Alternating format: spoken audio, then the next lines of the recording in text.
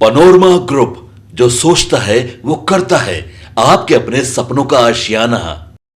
बिहार हार पर कांग्रेस आत्ममंथन, गाली गलौज और मारपीट की नौबत। नमस्कार, स्वागत है आपका सिटी पोस्ट लाइव पे। मैं हूं मुस्कान। बिहार चुनाव में हार के कुछ दिनों बाद ही कांग्रेस अध्यक्ष मल्लिकार्जुन खड़गे, पूर्व पार्टी प्रमुख राहुल गांधी और आईसीसी से महासचिव प्रभारी संगठन के सी वेणुगोपाल ने उम्मीदवारों के साथ समीक्षा बैठक की है। उन्होंने बिहार कांग्रेस प्रमुख राजेश राम, बिहार के प्रभारी आईसीसी नेता कृष्णा लवरू, कांग्रेस सांसद अखिलेश प्रसाद सिंह और तारिक अनवर तथा निर्दलीय सांसद पप्पू यादव सहित राज्य के वरिष्ठ नेताओं के साथ भारी हार के कारण पर विचार विमर्श किया है।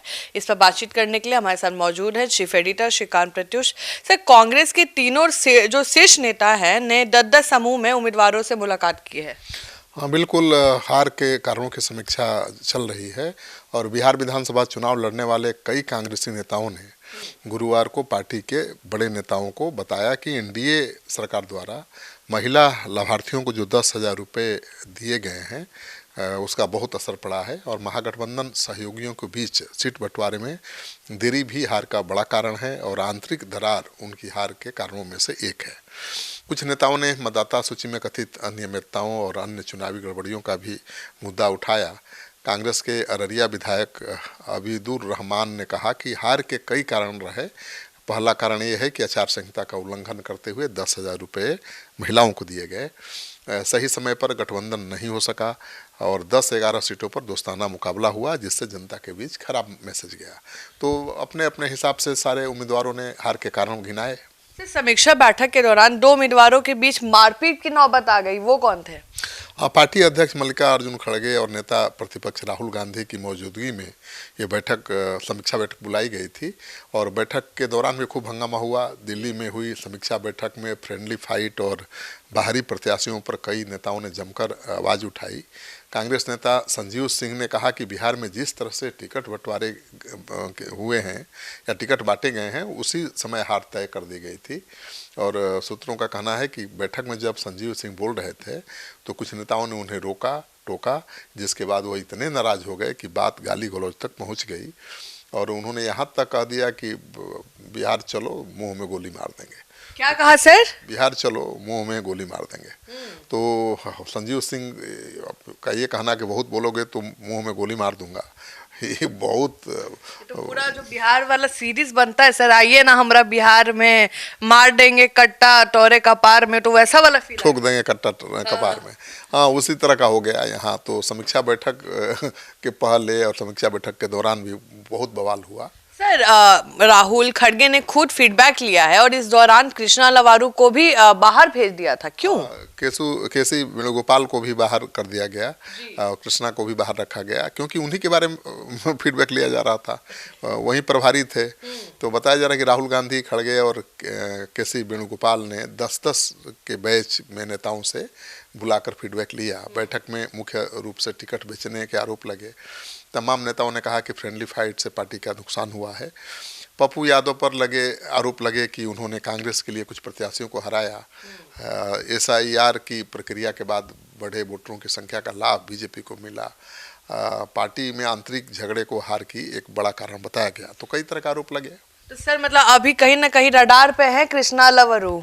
हाँ, कृष्णा लवारू, राजेश राम का विरोध तो कांग्रेस में हो ही रहा है। कन्हैया कुमार का चुनाव में इस्तेमाल नहीं करना भी हार का कारण बताया गया। पहले लग रहा था कि कन्हैया कुमार महाराज खुद चुनाव लड़ेंगे। बेगूसराय भी बुलाए थे राहुल गांधी को कुछ देर के लिए, वहां पे माहौल भी बना रहे थे। टिकट किसी और को मिला तो क्या कन्हैया ने खुद को खुद ही दूर कर लिया कि कांग्रेस ने बोला भाई तुम दूर रहो? कांग्रेस बताएगी, ये कांग्रेस के नेता ही बताएंगे। कुछ नेता ये सवाल उठाए जरूर कि पूरे बिहार में प्रभाव रखने वाला कोई नेता नहीं था, कन्हैया कुमार जैसे नेताओं का इस्तेमाल नहीं किया गया, इसका भी नुकसान हुआ है। और सलाह है कि नए नेता आगे बढ़ाए जाने की ज़रूरत है। और कुछ ने भी कहा कि आरजेडी से गठबंधन नहीं होता तो पार्टी की इतनी खराब हालत नहीं होती। तो गठबंधन बेहद देर से हुआ, सीट बंटवारे और सिंबल देने में बहुत समय लिया गया। तो कई कारण गिनाए हारे हुए प्रत्याशियों ने। सर, राजद से गठबंधन तोड़ने की सलाह भी दी गई, अभी आपने बताया। बिल्कुल, कुछ प्रत्याशियों ने सुझाव दिया कि फिलहाल आरजेडी के साथ गठबंधन खत्म कर देना चाहिए और पार्टी को खुद मजबूती के साथ चुनाव की तैयारी करनी चाहिए। अगले विधानसभा चुनाव के पहले गठबंधन को लेकर के दोबारा विचार करना चाहिए। तो वैसी की उपस्थिति की वजह से सीमांचल के क्षेत्र में मुस्लिम वोटरों के महागठबंधन को वोट न देने का मुद्दा भी उठा। बिहार विधानसभा चुनाव में कांग्रेस ने 61 सीटों पर चुनाव लड़ा था और केवल 6 जीत पाए। इसके अलावा राज्य के प्रदेश अध्यक्ष राजेश राम कुटुंबा से हार गए।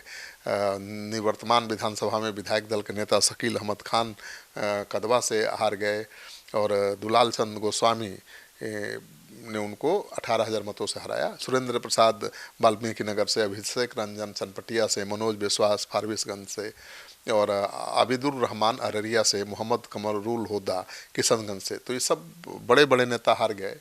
तो अब तो हार के बाद तो बवाल है ही बिहार कांग्रेस में। किस तरह से कांग्रेस के नेता एक दूसरे पर आरोप लगा रहे हैं, आपने देखा ही। तो सर अगला चुनाव तो कांग्रेस अकेले तो ऐसे भी नहीं लड़ सकती, लोकसभा चुनाव में तो सहयोग चाहिए राजद का। बिल्कुल, ऐसी आवाज़ें उठती रहती हैं, लेकिन कांग्रेस पार्टी की स्थिति ऐसी नहीं है कि वो अकेले चुनाव लड़ ले। और लोकसभा चुनाव तो बहुत बड़ा चुनाव होता है। ये गठबंधन जारी रहेगा, लेकिन अब हार के कारण क्या थे, कैसे इसको रोका जा सकता था, इन बातों पर हार के बाद समीक्षा होती ही है। अब देखना यह दिलचस्प होगा कि अब राहुल गांधी समीक्षा बैठक के बाद क्या एक्शन लेते हैं, पार्टी के संगठन में कोई बदलाव करते हैं या फिर उसी संगठन पर भरोसा जताते हैं। ये दिलचस्प होगा ना देखना। तो आप सुन रहे थे पूरे डिबेट को और आप क्या सोचते हैं, कांग्रेस की हार की वजह क्या बनी?